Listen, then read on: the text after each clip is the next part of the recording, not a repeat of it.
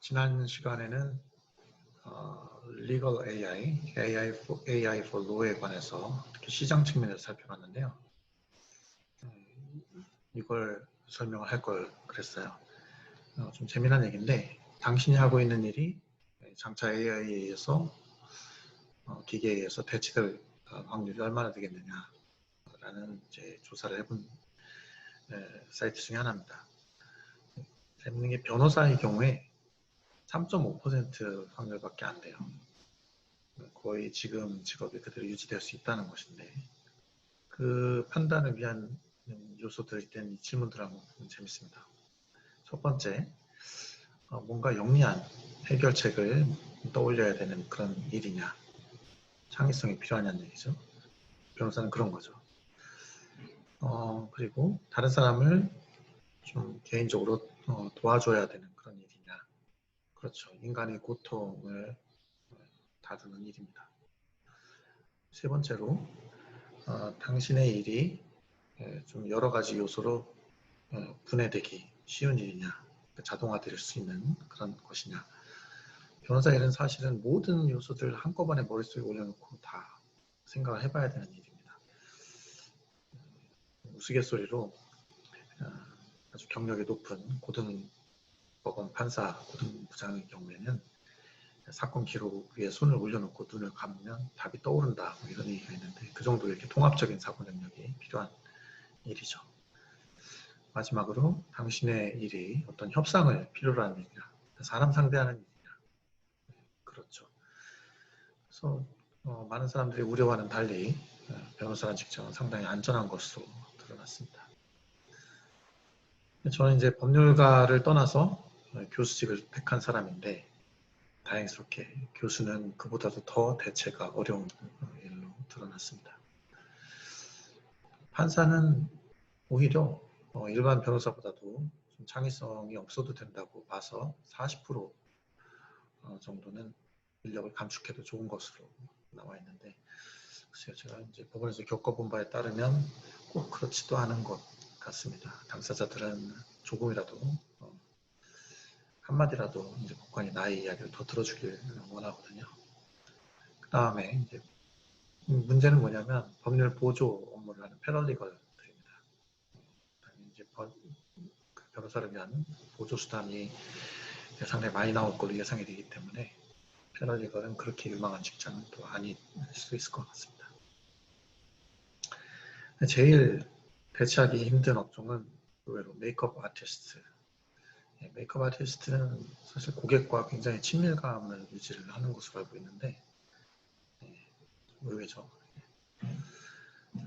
결국 인간이 잘하는 일을 위주로 AI 시대 직업군이 요새 상정되는 경향이 많은데, 그렇게 보면 안 될 것 같습니다. 장기적으로 웬만한 건 다 기계가 더 잘할 것 같거든요.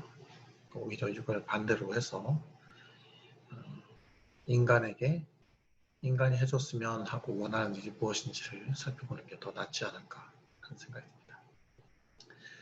네, 오늘은 이제 기술적, 시장적 이슈를 떠나서, 즉 AI for Law를 떠나서 드디어 Law for AI 내지는 Policy for AI로 들어가도록 하겠습니다. 굉장히 분량이 많아서 앞으로 여러 시간 동안 이에 관해서 조금씩 나눠서 이야기를 하게 될 겁니다. 이번 시간은 전체적인 맥락을 보여주는 것을 중심으로 하겠습니다. 우선 AI 기술의 기능적 특성이 어떠한지를 생각을 해봐야 법적 정책적 과제가 나올 수 있을 것 같습니다. 어떤 분들은 이제 귀납적으로 실제 이제 AI가 쓰이는 현장에서 생기는 그 문제들에 주목을 하는 그런 방식을 더 선호합니다만은, 제 생각에는 선제적으로 이 문제를 좀 다루려면 약간 연역적으로 생각할 필요도 있는 것 같습니다. AI 기술은 앞서 봤던 것처럼 자동화 기술로서 상당한 생산성 향상을 가져오게 됩니다. 그 생산성 향상이 이루어지는 이유는 다음과 같은 요소들 때문입니다. 첫 번째로 AI는 자율성을 갖습니다. 여기서 말하는 자율성은 사람의 개입 없이 일을 한다는 거죠.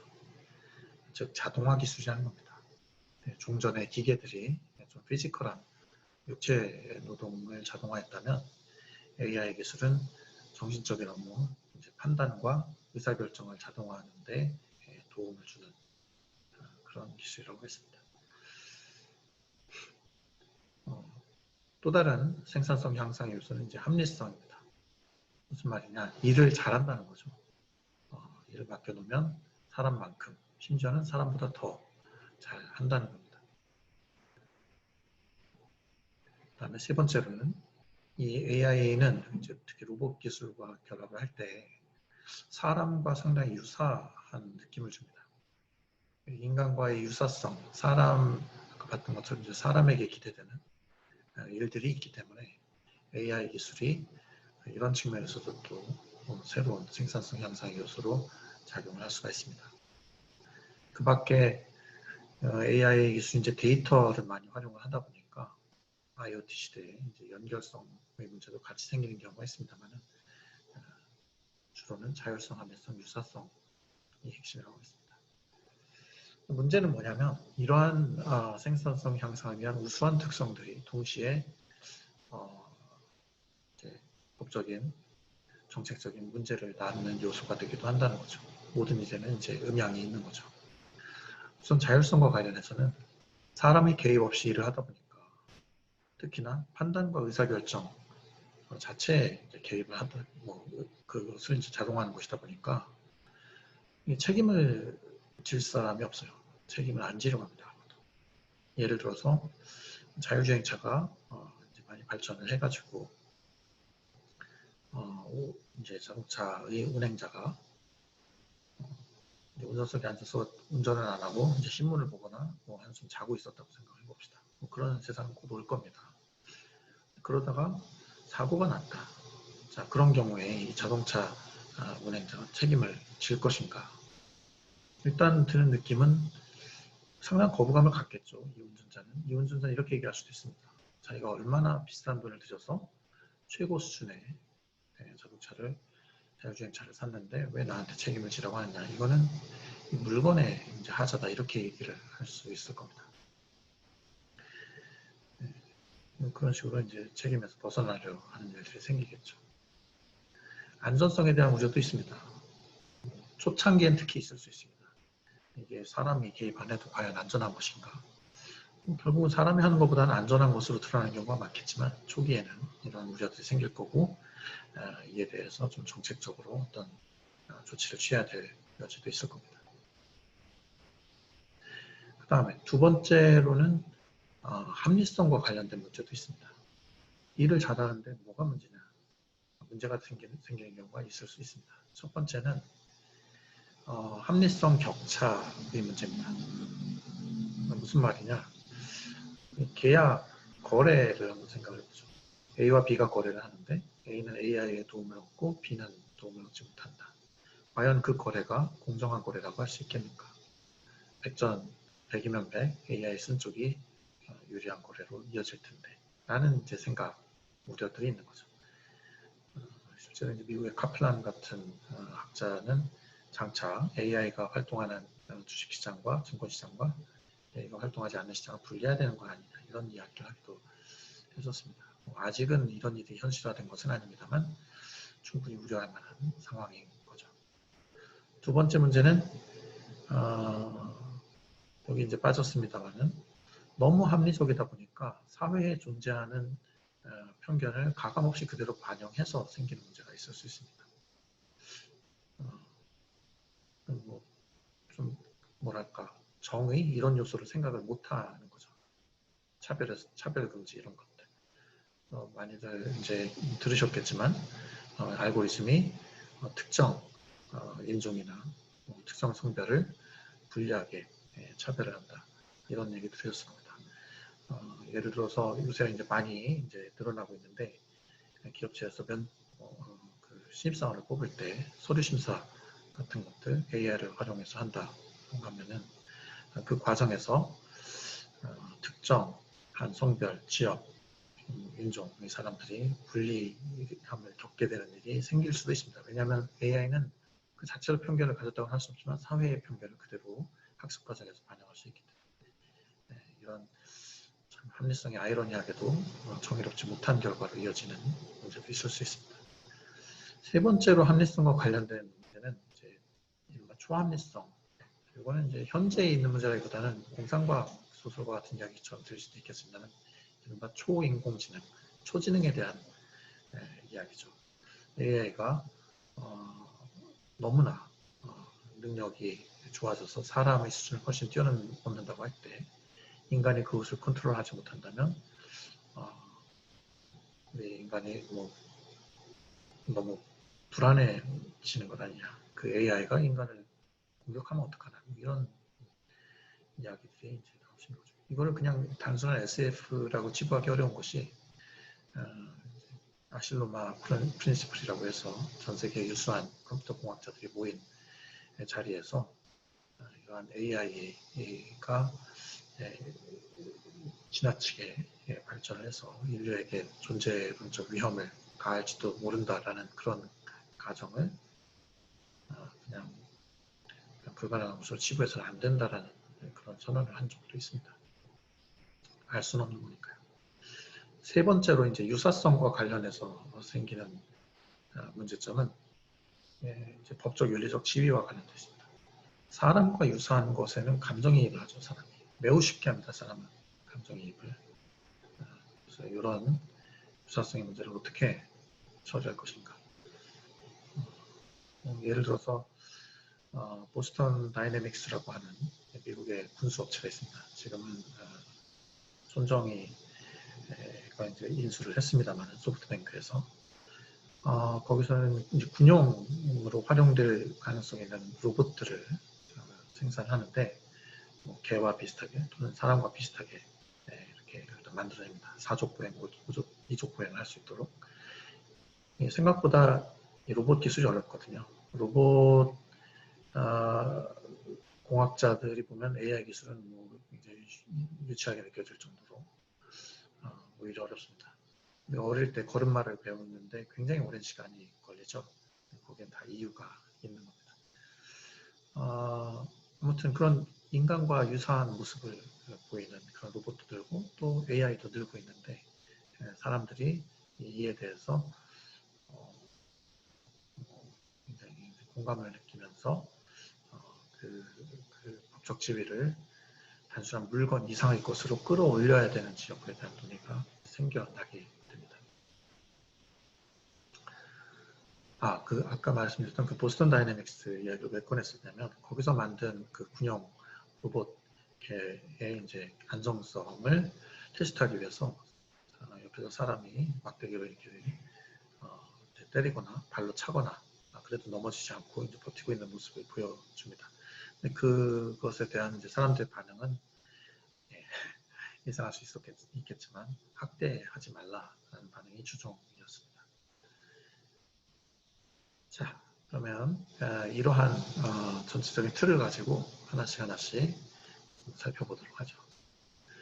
한 가지 틀을 참 더 말씀을 드리자면 이 AI가 범용적 기술이고 또 그 영향이 미치지 않는 것이 없다 보니까 아무래도 굉장히 많은 이야기들이 중구난방으로 펼쳐지게 됩니다.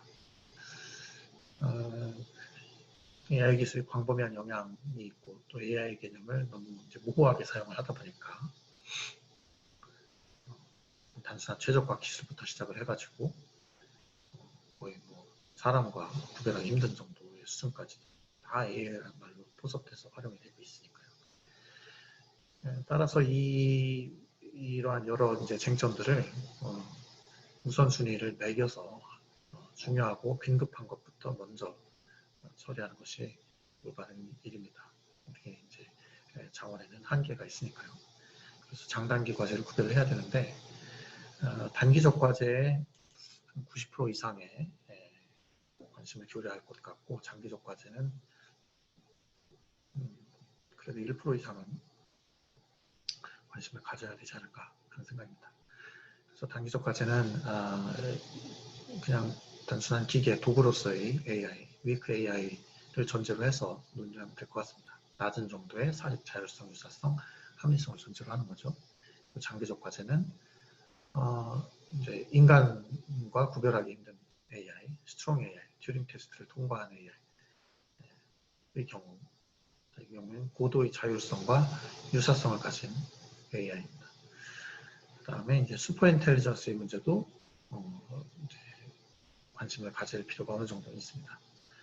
왜냐하면 가능성이 있는지, 가능성이 얼마나 되는지 현재로서는 알기 어렵지만 일단 문제가 터지게 되면 대응할 여유가 거의 없을 것이기 때문에 적어도 전략적인 판단을 미리 하고 있어야 될 것이기 때문입니다.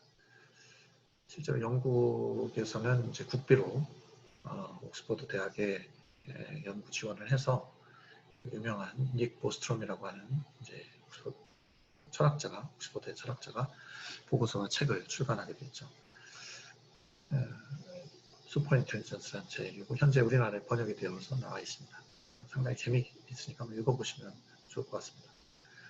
이 스트롱 AI하고 슈퍼 인텔리전스는 맥락이 다른데 스트롱 AI는 초합리성은 사실 문제가 안 돼요. 인간 수준의 자율성과 유사성입니다. 어떻게 보면은 사람과 유사해지면 사람이 갖는 한계도 함께 가질 가능성이 있어서 그렇게까지 위험할 수는 없을 것 같습니다. 그에 비해서 이제 슈퍼 인텔리전스 같은 경우는 사람과 유사성은 요소가 아닙니다.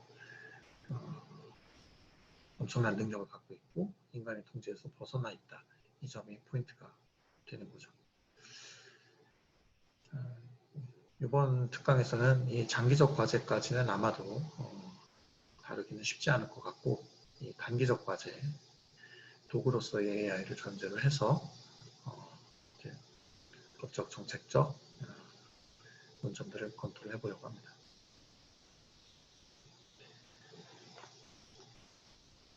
전 단기적 과제, 법적 과제부터 이야기를 하고 그 다음 정책적 과제를 이야기하죠. 이 사법제도라고 하는 것은 크게 보면 이제 개인의 권리를 보호하는 것이고 또 개인을 떠나서 사회경제 제도를 보호하는 것이기도 합니다. 그런데 오늘날은 자유주의 사회이기 때문에 이 공동체보다는 개인이 훨씬 더 질적으로 다른 중요성을 가지고 있죠. 유교 사회라든가 아니면 전체주의 사회에서는 개인보다는 그 공동체가 앞서겠습니다만 개인주의, 자유시장, 자유주의, 그다음에 그 자본주의, 시장경제 체제에서는 개인이 우선입니다. 그래서 이 개인의 권리 보호와 관련해서 특히 사법 분야에서 중요한 것은 계약법, 그리고 불법행위법, 그 다음에 최근에 나오는 데이터에 관한 법이 중요한 것이 되겠습니다. 계약법은 주로 그 로보 어드바이저라는 말 아마 들어보셨을 것 같은데 어떤 이제 자연인을 대신해서 계약을 체결하는 그런 AI를 말하는 건데 그 상황이 가장 문제가 되고요. 불법행위법과 관련해서는 아무래도 자율주행차의 문제가 가장 가까이 있는 것 같습니다. 자율주행차로 인한 사고 처리. 그다음에 데이터는 이제 개인정보, 특히 개인정보, 데이터 중에서도 개인정보와 관련해서 그 보호와 활용이 어떤 식으로 조화를 이루어야 될지 최근에 논의가 많이 되고 있고요. 특히나 이 데이터는 오늘날 딥러닝을 중심으로 한 인공지능 기술에 있어서 그야말로 산업사회의 석유와 같은 그런 역할을 합니다. 인공지능은 거의 뭐 데이터를 먹고 자란다고 말해도 과언이 아닌데요. 그래서 더더욱 논의가 이제 뜨거워지는 측면이 있습니다. 다른 한편으로 사회경제 제도의 보호는 뭐 여러 가지 얘기가 있을 수 있는데 특히 이거는 인문학적으로도 문제가 많이 될 수 있을 수 있습니다. 로봇과의 그런 관계를 친밀한 관계를 어떻게 인정할 건가 이런 문제까지도 나갈 수가 있죠. 일본에서는 로봇에 대해서 로봇계에 관해서 이제 뭐 장례식도 열리고 그럴 정도니까요. 그렇습니다만 일단은 이제 그 개인을 중심으로 한 현재 법률 체계하에서는 이 시장 실패의 문제를 다루는 공정거래법이 가장 중요한 테마라고 하겠습니다. 이것들을 하나씩 앞으로 좀 다뤄보려고 합니다. 기본적인 스탠스는 그렇습니다. 이 법제도라고 하는 것은 우리의 경제활동에 그야말로 초석을 이루고 있기 때문에 일거에 이렇게 흔들 수가 없습니다. 따라서 기존 제도에서 시작을 해서 기존 제도로 커버가 가능한지 먼저 살피고, 안 된다고 하면 약간 미세 조정하는 것으로 해결을 해야 되고, 최후의 수단으로서 새로운 제도는 최후의 수단으로서만 이제 검토가 되어야 될 것 같습니다. 예컨대 뭐 인공지능에게 법인격을 부여한다든가 이런 레디컬한 아이디어는 가급적 피할 수 있다면 피하는 게 좋겠죠. 자, 그러면 이제 오늘 일반적인 얘기는 이렇게 마치고요. 다음 시간에 계약법부터 하나씩 시작하도록 하겠습니다.